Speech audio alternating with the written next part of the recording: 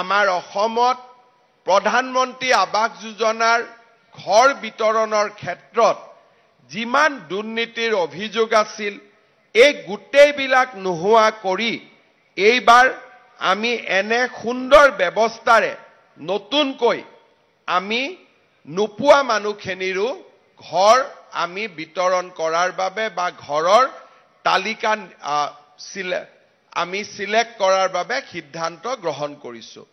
অৰ্থাৎ মই তিনটা কথা আপোনালোকক কৈছো। আজি যিসকলে সভাত আহিছে তেওঁলোকে প্ৰথম কিস্তিৰ ধন আজি কালি পৰহিৰ ভিতৰত তেওঁলোকে বেংকৰ একাউণ্টত পাব। দ্বিতীয়, যাৰ নাম লিষ্টত আছে, কোনবাই কৈছে মোৰ নামটো কাটি দিলে, কাৰো নাম কোনেও কাটি দিয়া নাই।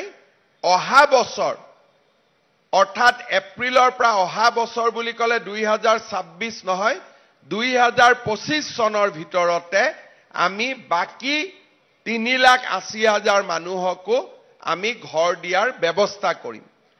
আৰু যাৰ ঘৰ নাই, কোনো লিষ্টত নাই, তেওঁলোকৰ বাবে মই কোৱা পদ্ধতিটোৰে জীৱিকা সখী বাইদেউসকলৰ জৰিয়তে আমি জিঅ' টেগিঙৰ ব্যৱস্থা কৰিম।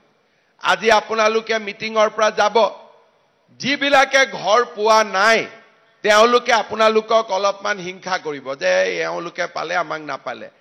আপোনালোকে তেওঁলোকক বুজাই দিব যে কোনো হিংসা কৰিবলগীয়া নাই।